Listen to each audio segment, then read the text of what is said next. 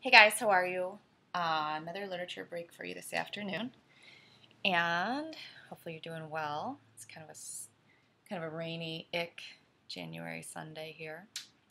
I know the East Coast got that like 31 inches of snow in Portland, so that's pretty intense. So I'm going to read a bit from The Trembling of a Leaf, Little Stories of the South Sea Islands by Somerset Maugham.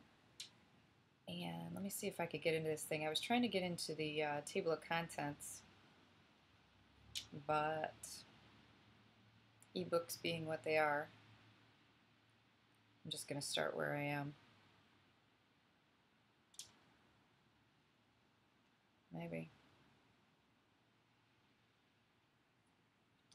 Page back a bit.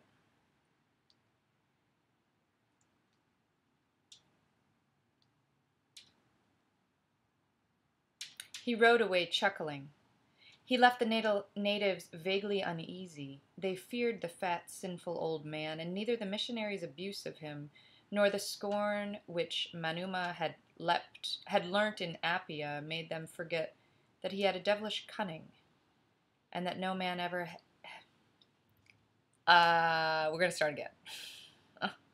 He rode away chuckling. He left the natives vaguely uneasy. They feared the fat, sinful old man, and neither the missionaries' abuse of him, nor the scorn which Manuma had learnt in Appia made them forget that he had a devilish cunning, and that no man had ever braved him without in the long run suffering for it. They found out within 24 hours that what scheme he had. What is going on with the stuttering? Oh my gosh, not my day. Okay. It's going to be take 3. All right. We're good? And once again. He rode away chuckling. He left the natives vaguely uneasy.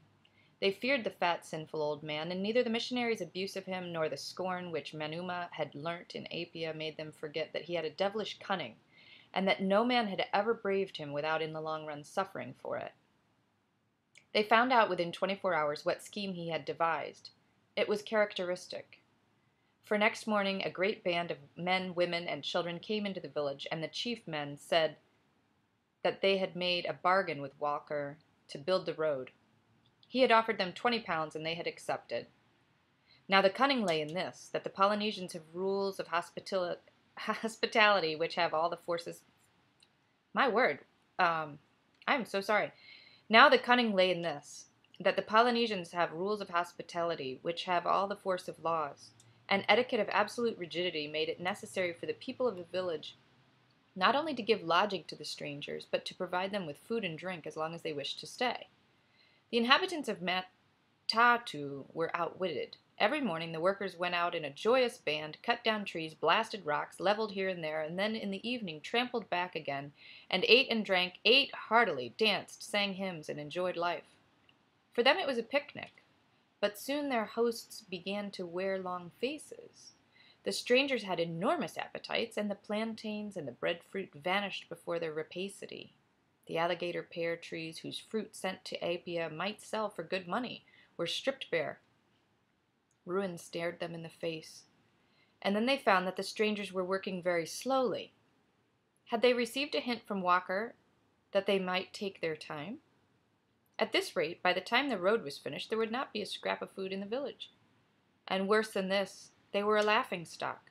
When one or the other of them went to some distant hamlet on an errand, he found that the story had got there before him, and he was met with derisive laughter. There is nothing that Kanaka can endure less than ridicule. It was not so long before much angry talk passed among the sufferers. Manuma was no longer a hero. He had to put up with a good deal of plain speaking, and one day what Walker had suggested came to pass. A heated argument turned into a quarrel, and half a dozen of the young men set upon the chief's son and gave him such a beating that for a week he lay bruised and sore on the pandanus mats. He turned from side to side and could find no ease. Every day or two the administrator rode over on his old mare and watched the progress of the road. He was not a man to resist the temptation of taunting the fallen foe, and he missed no opportunity to rub into the shamed inhabitants of Matatu the bitterness of their humiliation. He broke their spirit, and one morning, putting their pride in their pockets, a figure of speech, since pockets they had not, they all set out with the strangers and started working on the road. It was urgent to get it done quickly if they wanted to save any food at all, and the whole village joined in. But they worked silently, with rage and mortification in their hearts, and even the children toiled in silence. The women wept as they carried away bundles of brushwood. When Walker saw them, he laughed so much that he almost rolled out of his saddle. The news spread quickly and tickled the people of the island to death. This was the greatest joke of all, the crowning triumph of that cunning old white man whom no Kanaka had ever been able to circumvent, and they came from distant villages with their wives and children to look at the foolish folk who had refused 20 pounds to make the road, and now were forced to work for nothing. But the harder they worked, the more easily went the guests.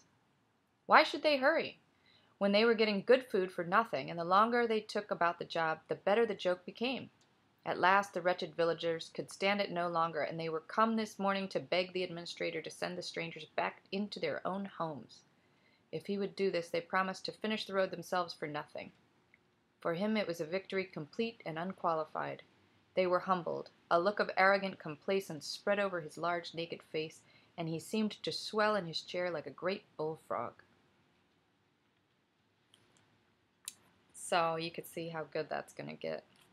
But I hope you guys have a great weekend, and take care.